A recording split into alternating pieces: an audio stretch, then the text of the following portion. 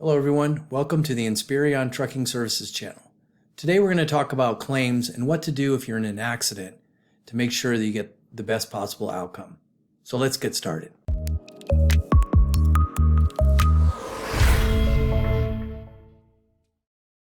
So the first and most important thing to do when you're involved in an accident is to ensure safety. So what that means is get yourself or anyone involved in the accident to a safe area. So if you're involved in an accident and you're in a dangerous situation where you're in the middle of the freeway or something, if possible, get to the side of the road, get out of the danger zone. Even if you have to leave your truck behind, get yourself out of the danger zone. The most important thing is to get yourself to safety. The second critical thing is to remain calm. Accidents are stressful for everybody. There can be a lot of emotion involved. Sometimes it's a little of anxiety. It might be anger. It could be fear, frustration, whatever it is. Do your best to keep all of that in check. Stay calm, gather information, and just to help yourself to help the carrier get through the process as smoothly as possible. Contact emergency services. So if there's any injuries or anybody hurt, or if the truck is damaged or the other vehicle is damaged to a point that it can't be driven, you need to call the tow company, call the police department, call the ambulance, whatever you need to do to ensure safety for everybody. Contact those emergency services. Once you've done these things, then you want to gather the important information. Number one, take pictures. It is really important and helpful if you take pictures. Take pictures of everything, even if it seems not important. Take a picture of the other vehicle and their license plate, so that you can document that they were there. If they can't say, well, it wasn't me. Take a picture of their vehicle. If you can get a picture of them standing next to their vehicle. And then get pictures of, how the incident occurred.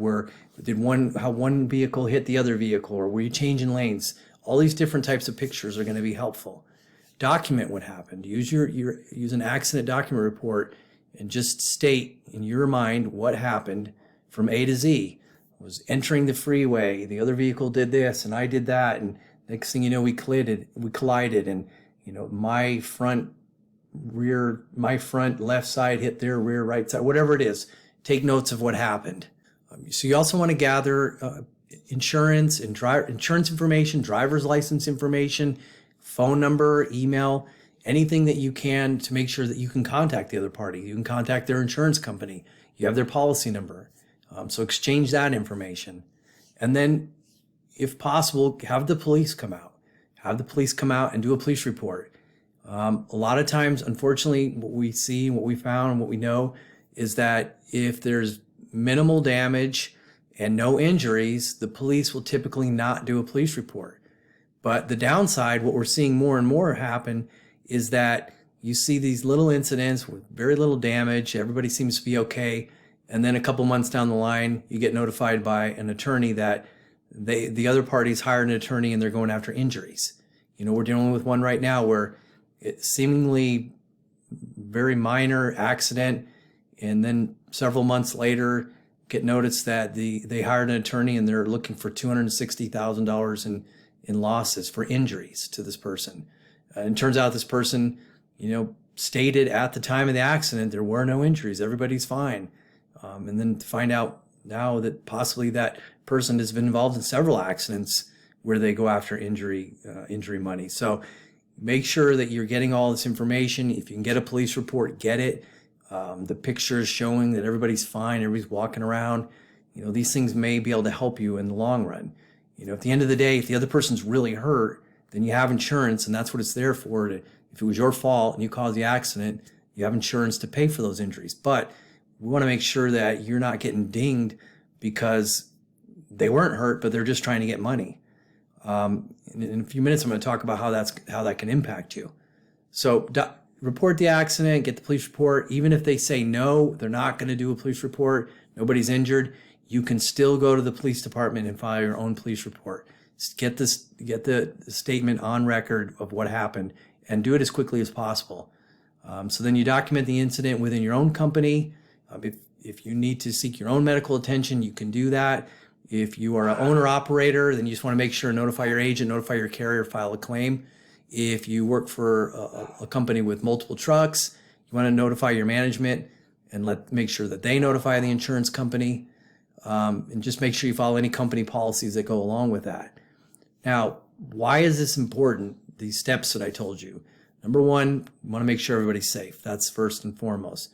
Number two, we contact emergency services because if anybody's hurt, we want to get them the proper attention they need.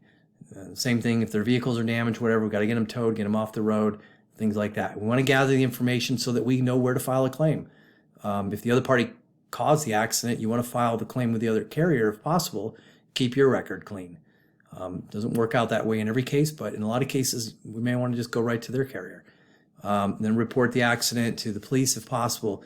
Now, here's where it is important that you've documented this information, you're doing everything you can, because here's how it's going to affect your company on the insurance side. When you file a claim, and let's say, just for example, you're at fault, seems like a minor incident, maybe a couple $1,000s to fix your car, accidents happen, we're all human. But that other side decides they want to file a claim for injuries, and they ask for $200,000 or $500,000 or whatever that number is. Your carrier is going to take that demand and they're going to do what's called a reserve. They're going to put a reserve on your loss ratio, your loss runs, that says we're reserving $500,000 because that's what the other party's asked for, and that's what we're potentially may have to pay out. So now at renewal, it's time to get you to go out and shop your insurance and get you the best possible rate. Well, you've got a $500,000 claim. And that reserve is going to stay on there until it closes out, and then it actually becomes paid out for whatever the actual amount is. So if this thing takes a year, 2 years, multiple years to get resolved, this thing's going to stay on your claim report every year over and over and over again until it gets resolved. And so anything you can do to mitigate these, frivolous lawsuits or excessive, claim requests for huge amounts of money, anything you can do to mitigate that's going to help you, because we need to keep those loss runs clean. We need to keep the reserves as low as possible. We need to close out the claims as fast as possible. So having these, big claims come in, they're going to sit on your reserves. They're going to cause your insurance rates to go up. You're going to pay more, or you could get non-renewed. Your carrier could say, oh, we've got this large claim on here, we're going to non-renew. So it's really important to do everything you can to keep this as low as possible and get them closed out as fast as possible. So thank you for joining us today. If you found this information valuable, please hit the like and subscribe button. As always, if you have your own experience you'd like to share, we'd love to see it in the comments. And contact one of our insurance professionals today for more information. So thank you, and stay safe out there.